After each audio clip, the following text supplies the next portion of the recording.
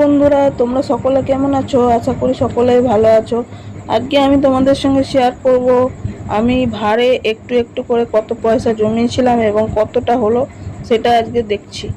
তো আমি কিছু নোট জমিয়েছিলাম, কিছু খুচরো জমিয়েছিলাম। তো এদিকে বোন পয়সা গুনছে।